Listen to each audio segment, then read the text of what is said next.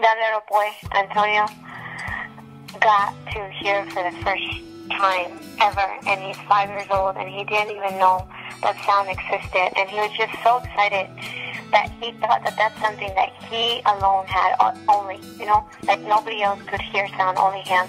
And it was really neat to watch him get off the chair and pull his grandma and tell grandma to sit and to put the headphones on, and he was trying to put those headphones on his grandma because he wanted the grandma to experience what he experienced. That is one of, like, the greatest memories I have.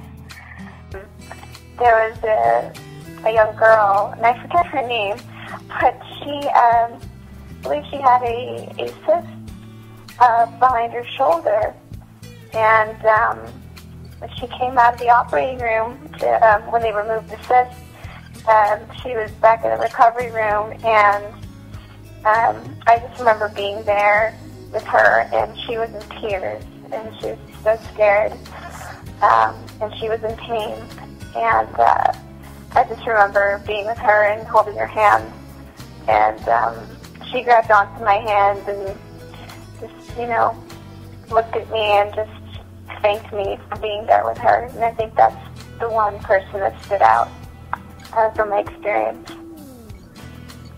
But the patient that stood out the most was the little boy who had an enucleation, had his eyeball taken out because they were afraid that he had cancer in the back of his eye. Just because he was, really, he was young and he was spirited and happy to be there, and his parents really cared about him, and it seemed like that they were really thankful for everything that we were doing there, and so their appreciation and gratefulness was, really touching. Clearly, my most memorable patient was my very first one, and it's very possible that most of us that go will always remember our first patient.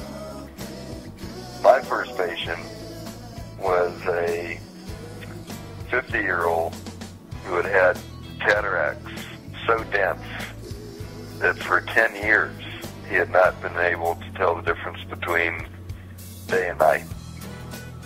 And he came from 400 miles away, the other end of Guatemala, where at dinner one evening he had heard about this American team coming to Nuevo Progreso, and mentioned to his family that he'd love to go and see the American doctors, but he had no way of getting there. And his 10-year-old grandson said, "Grandpa, I will take you." And as I recall, it was a 7 or 8 day trip. A little bit in the back of pickup trucks, but mostly walking under roads. For them to get from the southeastern part of Guatemala to Nuevo Progreso. And I remember when I saw him, he was all cut up, scrapes, bruises.